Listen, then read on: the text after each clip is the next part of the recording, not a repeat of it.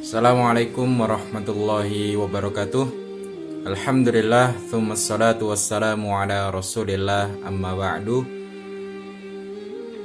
Pada kesempatan kali ini, izinkan saya untuk menyampaikan sebuah presentasi terkait dengan tema struktur kurikulum pendidikan Islam di Indonesia. Presentasi kali ini adalah sebagai tugas mata kuliah Peradaban dan Pembaruan Pendidikan Islam yang diampu oleh Dr. Ulil Amri Syafri LCMA di Magister Pendidikan Agama Islam Universitas Ibnu Khaldun Bogor. Baiklah, untuk mempersingkat waktu akan saya sampaikan terkait dengan tema pada kesempatan kali ini. Pertama, sebelum kita membahas tentang struktur kurikulum pendidikan Islam di Indonesia secara global yang terjadi di wilayah Sumatera dan Jawa, ada baiknya akan saya singgung sedikit terkait dengan bagaimana latar belakang kenapa kurikulum itu kemudian menjadi penting. Kurikulum pada dasarnya adalah disusun dengan tujuan untuk memudahkan penyelenggaraan pendidikan. Oleh karena itu, konteks kurikulum pendidikan Islam selalu berbeda-beda menurut kondisi perkembangan umat Islam itu sendiri. Karena kaum muslimin berada di dalam lingkungan, daerah, dan negeri yang berbeda-beda, kurikulum harus didesain agar mampu menghasilkan muslim yang mampu menjadi khalifah di atas bumi ini. Pertimbangan dasar dalam mendesain kurikulum kurang lebihnya saya simpulkan adalah pertama, pengembangan pendekatan keagamaan melalui semua mata pelajaran dan kegiatan. Yang kedua, kurikulum harus disusun sesuai dengan taraf kemampuan pelajar, yang dalam hal ini adalah subjek dari pendidikan itu.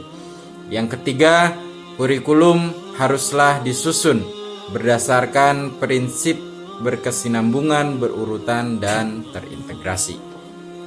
Baiklah, kita masuk ke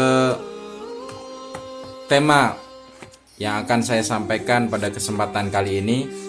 Pertama, pendidikan Islam maksud saya itu teridentifikasi atau dicatat oleh sejarah yang pertama kali adalah di Pulau Sumatera.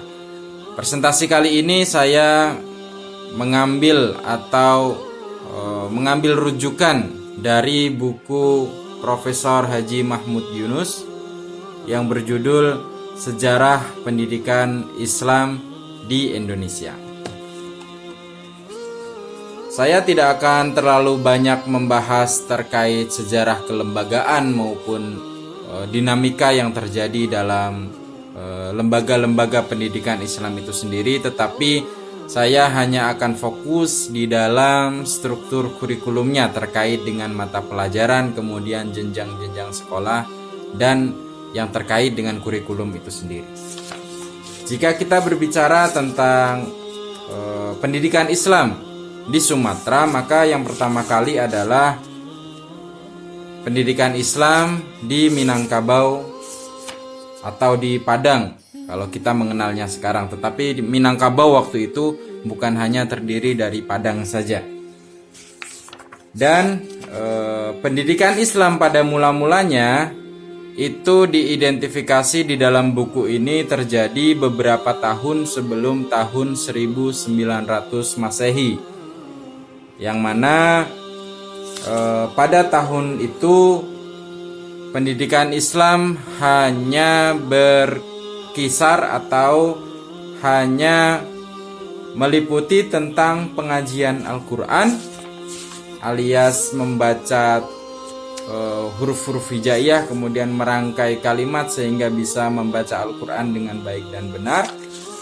Dan itu adalah tingkatan yang paling dasar. Disusul berikutnya ada yang namanya pengajian kitab, yang terdiri dari kitab-kitab ilmu tafsir, lalu ilmu fikih dan nahwu shorof. Dan kesemuanya ini kalau di breakdown, maka yang pertama kali paling dasar adalah pengajian Al-Quran, yang lama pelajarannya atau jenjang masa pembelajarannya tidak ditentukan, mau 3 tahun, 4 tahun, 5 tahun, tergantung bagaimana siswa tersebut mampu menyerap dengan cepat.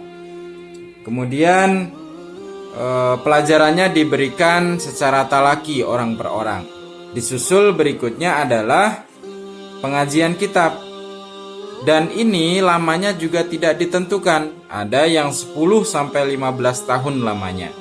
Pelajarannya menurut urutannya diajarkan satu demi satu. Yang pertama ilmu shorof, dilanjutkan dengan ilmu nahwu, ilmu fikih, dan juga ilmu tafsir. Itu terkait dengan pengajian kitab. Selain pengajian Al-Quran, pengajian kitab, tentulah ada juga yang namanya pengajian terkait dengan peribadatan. Yang tadi disinggung adalah tentang fikih, terkait dengan fikih bersuci, tata cara sembahyang, dan yang lainnya.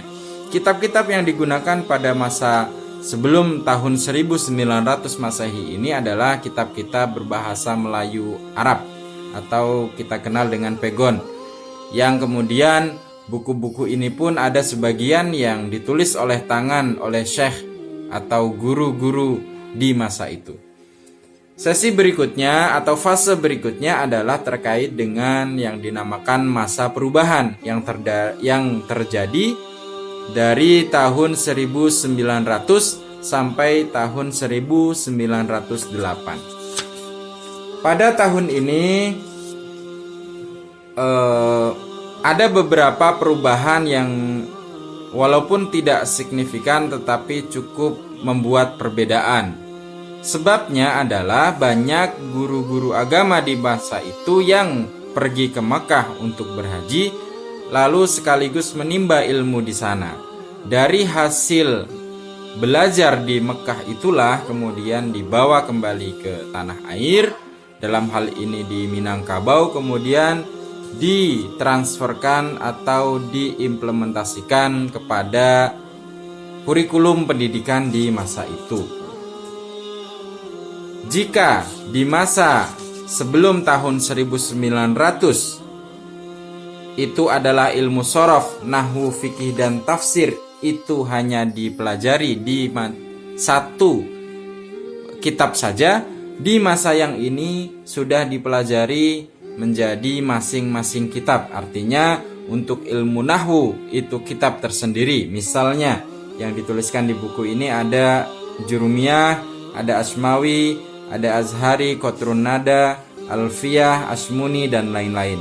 Untuk ilmu shorof, Al-Kailani, Taftazani, dan sebagainya. Untuk ilmu fikihnya mengambil kitab-kitab Fathul Qorib, Fathul Mu'in, Iqna, Fathul Wahab, Mahalli, dan kadang-kadang sampai kepada kitab Tuhfah dan Nihayah.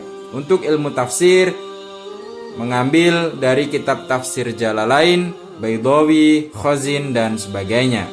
Oleh karena bertambah atau berkembangnya disiplin pelajaran-pelajaran ini, maka jika dijabarkan sampai 12 jenis ilmu yang dipelajari dalam berbagai macam kitab, yaitu nahwu, shorof, fikih, tafsir, tauhid, hadis, mustalah hadis, mantik, ma'ani, bayan, badi, dan usul fikih. Fase berikutnya adalah zaman lahirnya madrasah-madrasah yang berkelas, yaitu dimulai dari tahun 1909 sampai 1930. Di masa ini, kalau sedikit menyinggung terkait dengan sejarah lembaga, maka sekolah Adabiyah School di Padang lah yang kemudian menjadi permulaan dari fase zaman lahirnya madrasah yang berkelas ini. Di masa ini sudah sedemikian kompleks terkait dengan disiplin keilmuan yang diajarkan kepada santri. Jika pada tahun sebelum 1900 Masehi, bentuk pengajaran pendidikan Islam ini masih dilaksanakan di surau-surau Maka di tahun 1900 sampai kemudian 1908 berlanjut ke masa perubahan 1909 sampai 1930, pengajaran sudah mulai diberlakukan di beberapa kelas yang kemudian disusun berbagai bahan ajar. Misalnya saya ambil contoh di rencana pelajaran Madrasah Sumatera Tawalib. Di sini sudah mulai disusun di beberapa fase kelas, yaitu kelas 1, 2, 3, 4, 5, 6, dan 7. Berikut pula disebutkan jenis-jenis pelajaran beserta bahan ajar atau kitabnya.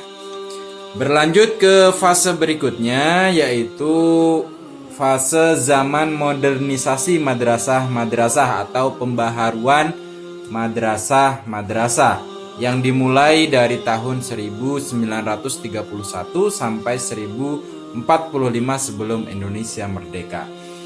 Jika melihat atau menilik latar belakang kenapa ada fase-fase ini, kurang lebih ada beberapa catatan sejarah, yang mana jika di tahun 1909 itu mulai ada pengaruh atau guru-guru yang dari berangkat haji di Mekah kemudian mengambil ilmu dari sana, lalu keilmuan itu pula yang kemudian diajarkan. Maka di tahun 1931 ini mulai masuk pengaruh pembelajaran dari Mesir, yang mana di masa akhir ini banyak juga yang produk siswa di tahun-tahun sebelumnya yang melanjutkan studinya di Mesir, Kairo atau Al-Azhar, yang kemudian mulailah ada yang dinamakan sekolah jenjang berikutnya, yaitu Madrasah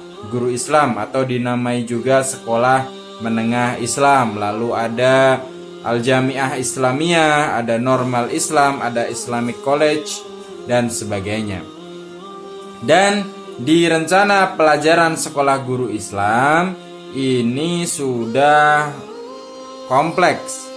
Yang pertama ada ilmu-ilmu agama, lalu ada bahasa Arab beserta kesastraannya yang terkait dengan ilmu sorof, nahwu, balaghah, badi, dan sebagainya. Lalu ada juga mulai ilmu pengetahuan umum, yaitu berhitung, aljabar, ilmu ukur, ilmu bumi, ilmu hayat atau geologi, sejarah dunia, tata negara, bahasa Inggris, dan ada ilmu mendidik dan mengajar, ilmu jiwa, dan juga kesehatan. Itu adalah terkait dengan struktur kurikulum pendidikan Islam di Sumatera. Berikutnya kita pindah di struktur kurikulum di tanah Jawa, yang mana dua pulau ini ternyata beda pula sejarah pendidikan Islamnya, dan berbeda pula tingkatan-tingkatan atau kitab-kitab yang diajarkannya. Jika di Sumatera relatif lebih mudah atau dimulai ketika beberapa tahun saja sebelum tahun 1900, maka yang di Jawa itu sejarahnya lebih panjang, dimulai dari zaman kerajaan-kerajaan begitu ya. Jadi yang dimulai ketika pedagang-pedagang Jawa atau Indonesia ini pulang pergi dari berbagai macam tempat, kemudian mereka mempelajari ilmu-ilmu agama dan kemudian mengembangkannya. Ditambah ada tentang cerita Wali Songo dan sebagainya. Lalu terkait dengan pendidikan Islam itu sendiri, itu bisa diidentifikasi di dalam buku sejarah ini adalah dimulai dari Demak, yang mana dia sebagai kerajaan Islam pertama. Menurut Mahmud Yunus, kitab-kitab yang diajarkan di pendidikan Islam di masa kerajaan Demak ini hampir tidak ada, dan boleh jadi tidak ada begitu, karena tidak pernah ada catatan sejarah yang kemudian bisa mendokumentasikannya dengan baik sampai di masa kita sekarang.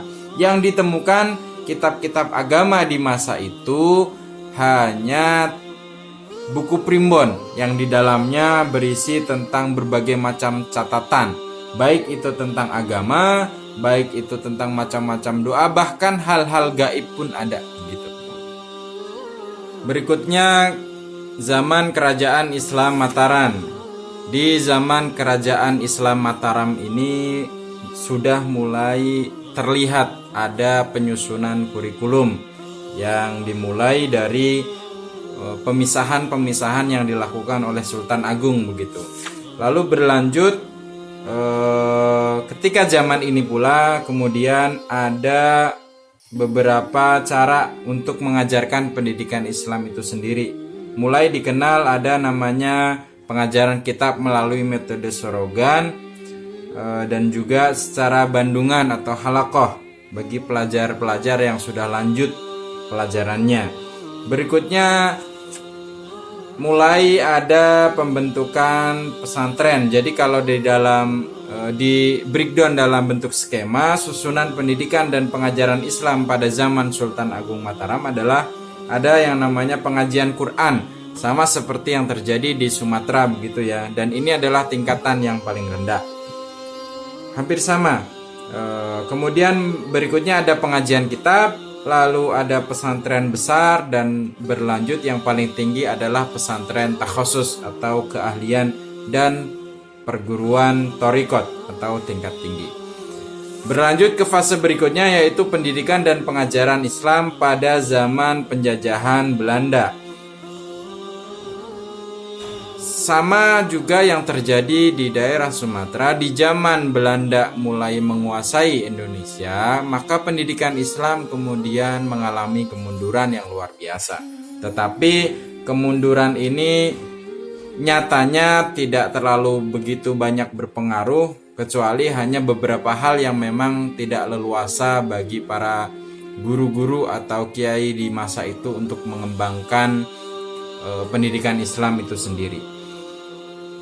Kemudian jika menilik ke pendidikan Islam yang dimulai pada fase ini, yaitu mulai ada pesantren-pesantren di Jawa, yang mana pesantren-pesantren di masa awal itu sangat dikenal di dalam catatan sejarah adalah pesantren Tebu Ireng, yang kemudian dari pesantren ini pula melahirkan seorang tokoh yang sangat besar, yaitu Kiai Haji Hasyim Asy'ari, yang kemudian beliau adalah mendirikan perkumpulan Nahdlatul Ulama yang kita kenal sampai saat ini.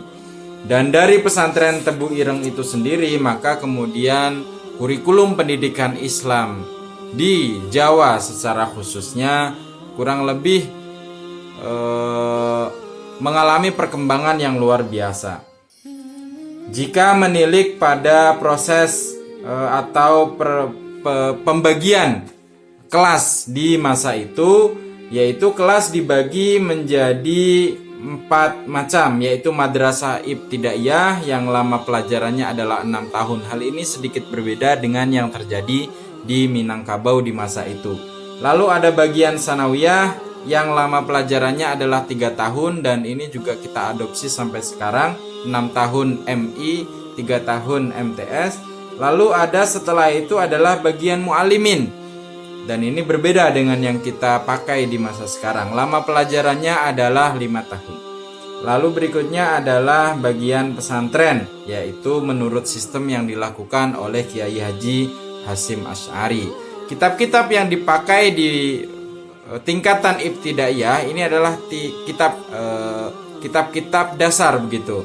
Nahwunya memakai jurumiyah, kemudian kitab-kitab berikutnya terkait dengan fikih, terkait dengan tafsir, tarikh, dan kemudian tafsirnya itu memakai kitab-kitab yang beragam.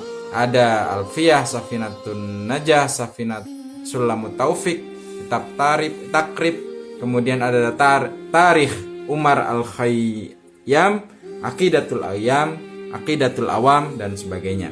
Lalu kitab-kitab yang dipakai di Madrasah Sanawiyah ini mulai sedikit ada peningkatan secara tingkat kesulitannya. Mulai dipelajari tafsir Jalalain, ada Sulamul Lughah yang mempelajari tentang kebalaghahan bahasa, lalu ada Sarafnya memakai alfiyah, Kifayatul Awam, fikihnya Fathul Mu'in, Waraqat Sulamul Mantiq, Riyadhus Shalihin, Nurul Yakin, dan juga Kifayatul Akhyar. Berikutnya berkembang mulai ada begitu banyak pesantren-pesantren yang sejenis dengan pesantren Tebu Ireng yang juga memakai kitab-kitab yang hampir sama, walaupun ada perkembangan-perkembangan juga di beberapa jenis kitabnya begitu. Lalu muncul pula adalah yang dinamakan dengan pondok modern yang diprakarsai oleh Gontor, Pondok Modern Gontor Ponorogo, yang kemudian pesantren modern ini begitu banyak melakukan pembaharuan atau penambahan-penambahan dalam bahan atau mata ajar dalam kurikulum pendidikannya. Mulai di sini ditambahkan dengan keterampilan untuk memakai bahasa Arab dan juga bahasa Inggris, dan juga diajarkan juga ilmu-ilmu umum yang kalau dipresentasikan itu hampir 50% ilmu-ilmu agama dan 50% ilmu-ilmu umumnya, baik itu tentang berhitung, aljabar, tata negara, tentang seni, bahasa Indonesia, bahasa Inggris, sejarah, dan sebagainya. Itulah tadi yang dapat saya sampaikan terkait dengan struktur kurikulum pendidikan Islam yang dalam hal ini terjadi di Sumatera dan Jawa. Kurang lebih yang saya sampaikan adalah gambaran secara umum, adapun detailnya bisa dibaca sendiri secara lengkap di buku Sejarah Pendidikan Islam di Indonesia yang dikarang oleh Profesor Haji Mahmud Yunus. Demikian, jika ada salah kata, mohon maaf yang sebesar-besarnya. Saya Azim Muntolib dari Program Studi Magister Pendidikan Agama Islam Universitas Ibnu Khaldun Bogor mohon undur diri. Wassalamualaikum warahmatullahi wabarakatuh.